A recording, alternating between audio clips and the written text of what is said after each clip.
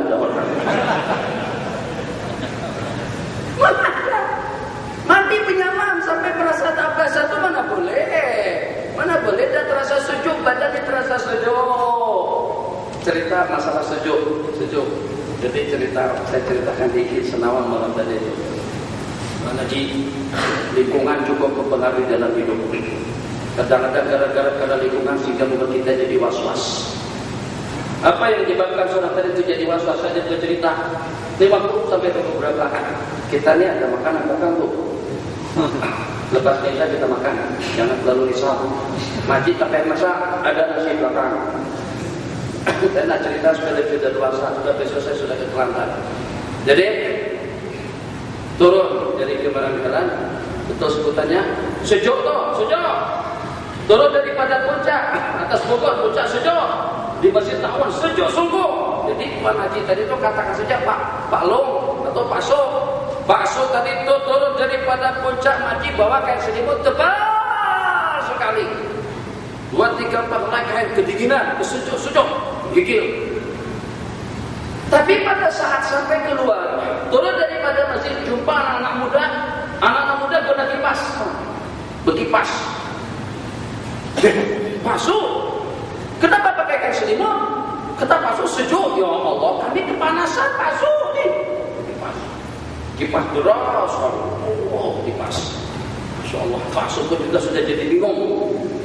Pada saat Pak So turun ke jalan, naik kereta, jumpa lagi kumpulan anak muda, tak pakai baju. Bukan saya kata pakai baju, sudah nyata pakai baju, berkipas pula. Akhirnya Pak So tadi itu yang yakin menggigil kedinginan saat ketika jumpa dengan anak-anak muda yang tidak pakai baju dan berkipas pada saat itu. Kata Pak So, jangan-jangan aku yang sakit. Nah, coba. Lingkungan boleh mempengaruhi suasana. Masya Allah, yakin ya kita kedinginan macam mana kita sampai curiga kepada diri kita bahwasanya kita sakit. Cerita yang sama, salah seorang daripada penghulu cerita kambing. Penghulu pergi ke pekan menjual lembu. Balik daripada pekan bawa kambing. Saat ketika bawa kambing tadi itu terdapat anak-anak muda ini memang bercadar nak menipu yang membawa kambing, namanya si penghulu yang bawa kambing. Jadi pada waktu si penghulu tadi itu datang bawa kambing, jadi mereka tanya, penghulu datang dari mana? Kata penghulu, tadi aku pergi ke pasar jual lembu dan kemudian aku saja beli kambing. Beli kambing? Ini anjing penghulu, ini anjing. Kata penghulu, ini kambing. Tengok macam mana? Ini kambing, tak, ini anjing penghulu, ini anjing. Ini bukan kambing, ini anjing. Kata penghulu, coba dengar bunyi meh, itu kambing. Tak, akhirnya penghulu pun dah tak layan, lagi pergi jalan. Saat ketika menuju sudah sampai ke rumah, jumpa di tempat yang berikutnya di tikungan, kalau bahasa saya tikungan, bahasa sini semalam di Seliko. Nah di Seliko jumpa lagi anak-anak muda ini mereka bersekongkol sudah sepakat mau menipu si penghulu tadi itu. Jadi langsung sambut sama mereka. Jadi penghulu, beli anjing di mana? Penghulu, ini bukan anjing, ini kambing. Coba tengok janggutnya. Tengok janggutnya, ini anjing. Kambing. Tahu penghulu salah tengok saja. Ini anjing penghulu, ini anjing. Oke, layan pun begaduh pun tak ada artinya juga, tak ada makna, tak ada untungnya juga. Dah tinggalkan saja anak muda tadi itu. Begitu sampai ke depan rumah, jumpa kembali dengan kumpulan yang terakhir. Kata kumpulan yang terakhir, Masya Allah, cantiknya penghulu. Anjing ini dapat daripada mana? Wah, anjing, ini kambing. Akhirnya penghulu saat ketika berjumpa dengan kumpulan yang ketiga tadi itu akhirnya seperti sudah yakin ini bukan kambing, ini adalah anjing. Patah balik ke pasar, marah-marah sama pedagang kambing tadi itu. Hang ini penipu, memperti aku, keterlaluan.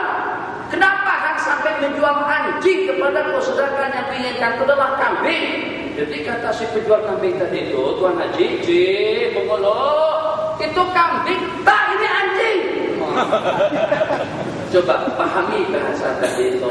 Bagaimana keyakinan penghulu tadi itu boleh berubah gara-gara karena lingkungan, gara-gara karena masyarakat. Dia orang baik, tapi lingkungannya kalau hidup dengan lingkungan yang tidak baik boleh menjadi semacam itu. Kembali kepada pertanyaan yang ditanyakan tadi itu. Apa tadi pertanyaannya? Was-was. Jadi was-was itu jangan dilayan. Cukup sekali saja. Allahu Akbar. Datang syaitan. Kata syaitan, kamu tadi takbirnya tak tepat. Sikit lagi tu. Sengaja tu. Itu selisih sedikit. Takbir sekali lagi. Maka kita pun layak dengan syaitan. Salli atau zudi al-barakah di mustaqbal kiblati mahmud billahi ta'ala. Allah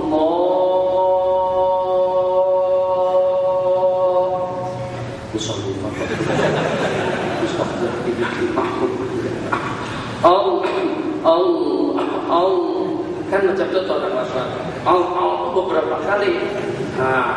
Itu kenapa? Karena kita turunkan ke dia. Coba kalau pada kita atasi dengan ilmu, cara yang paling tepat untuk mengatasi waswas adalah dengan ilmu. Bagaimana cara kita mengatasinya? Cara kita mengatasi dengan ilmu itu macam ini.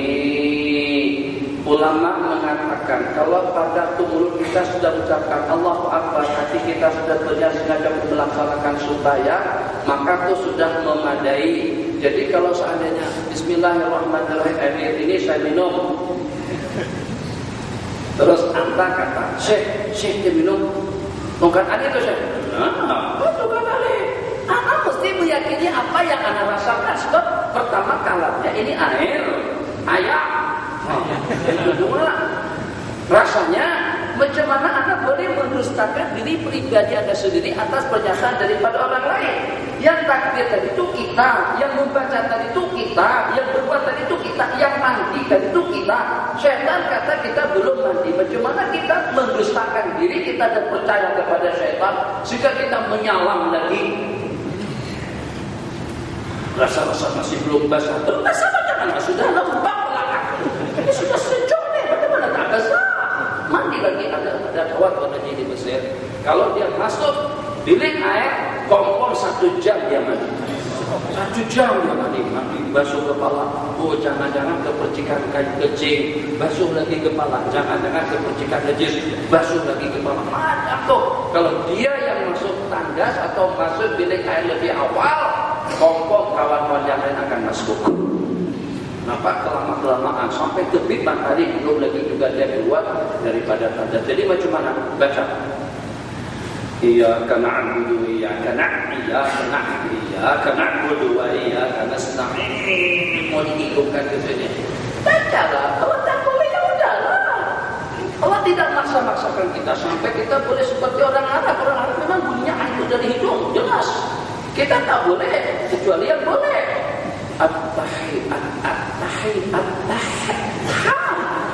Yang penting jangan at-tahiyyat.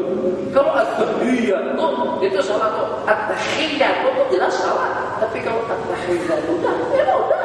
At-tahiyyatul mubarakatus shalawatul thayyibatul lillah. Ada orang masuk jadi baca tahiyat. At-tahiyyat, at-tahiyyat kosong hanya kosong. At-tahiyyat. Ya Allah, ini kalau jadi imam bila selesai itu siapa makmum. Jadi pada masa di wilayah bulan haji, jadi saya buat pengajian 2 minggu itu 2 tahun yang lepas. Jadi kebetulan yang jadi imam itu was-was takbirnya, jadi makmum sudah siap siaga belakang, makmum sudah bersusun semuanya menunggu imam takbir. Imam kata itu salli. Saya jadi makmum belakang makmum. Perhatikan imam ini nak buat apa? Ditunggu-tunggu tadi tapi imam itu salli atau astagfirullahaladzim. Kalau sampai syaitan itu boleh berdialog dengan kita, kata syaitan, kenapa melaknat aku? Kenapa dikutuk? Aku berlindung dengan Allah daripada syaitan yang terkutuk. Kenapa aku dilaknat? Yang tak boleh baca kamu bukan aku. Itu was-was. Cara yang paling berkesan jangan dilayan. Kalau was-wasnya dalam masalah niat, ikut mazhab yang mengatakan cukup dengan rencana dan cadangan kita nak buat sembahyang, itu berarti kita sudah berniat. Kan kita pergi ke masjid untuk apa? Nah sembahyang itulah niat, kata ulama. Kita mengambil air wudhu itu apa? Nah sembahyang itu niat, itu menurut mazhab Imam Ahmad bin Hanbal. Makanya seperti di Mekah Madinah ada, Imam Masjidil Haram ada, takbir 5-6 kali. Uzaifin, Allahu Akbar. Syekh Subair, tahu Abdullah bin Subair, imam itu masih hidup, imam lama, imam tua. Yang paling tua sekarang di Masjidil Haram, Imam Abdullah bin Subair. Dulu dengan Imam Abdullah bin Khulaiki sudah meninggal. Di Madinah dengan Syekh Abdul Aziz bin Saleh. Tahu macam tu bacaan beliau. Tahu Allahu Akbar. Alhamdulillahirabbil alamin. Ar-Rahmanir Rahim. Jadi agak hidup sedikit. Itu Syekh Abdul Aziz sudah. Ada tak doa takbir Allah?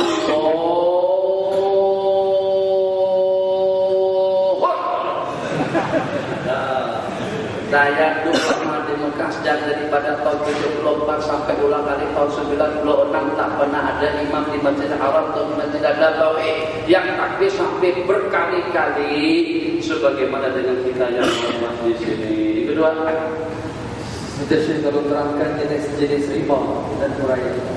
Riba itu kemarin pada masa di Masjid Taqwa saya bahas secara tuntas tentang riba. Ada yang namanya riba nasi'ah, ada yang namanya riba nasa, ada yang namanya riba qarad. Jadi riba qarad itu adalah kalau katakan dengan kita tukar duit secara berlebihan, katakan saja dengan kita butuh uang recehan. Paham uang recehan? Uang ringitan yang sedikit itu kita berikan kadang-kadang. Jadi pada masa kita nak tukar uang 100 ringgit dengan uang yang ringitan tadi itu, maka kita syaratkan tak apalah, itu boleh bagi uang yang sedikit yang 2 ringgit, tapi dalam 49 ringgit uang yang sedikit dengan 100 ringgit uang yang 1 dolar. Itu namanya riba tabadul. Kemudian yang kedua ada yang disebut dengan riba qarad. Riba qarad itu seperti dengan riba pada saat kita meminjam duit di Maybank atau juga dengan bank-bank lainnya, kita pinjam 100.000 akan dibayar menjadi kepada 115. Kita meminjam 200.000 akan menjadi 230. Yang 30.000 nya itu disebut dengan riba al-qarad. Ada dua lagi, riba nasa dengan riba nasi'ah.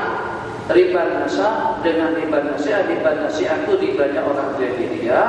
Kita meminjam 100.000, tapi karena kita tidak boleh menjelaskan pinjaman kita tadi itu tepat padanya, kita berjanji akan melunasi hutang kita tadi itu pada awal bulan Ramadan. Sampai ke awal bulan Ramadan kita tak ada duit. Mohon maaf Tuan Haji, jadi kata tadi tak kisah. Bayar tak kisah. Tapi kalau tak boleh jelaskan pinjamannya, maka tiap penangguhan, tiap bulan penangguhan akan bertambah 300 ringgit. Daripada 10.000 menjadi pada 10.300 ringgit. Tangguhkan 2 bulan 10.600. Tangguhkan 3 bulan 10.900. Itu namanya riba nasi'ah. Jadi pada permulaannya tidak ada riba. Akan tapi karena dia tidak boleh menjelaskan hutangnya, disebabkan karena tidak boleh bayar, tambah waktu, diberikan kelonggaran waktu, tapi dengan persentase hitungan bayaran menjadi lebih. Itu namanya riba nasi'ah.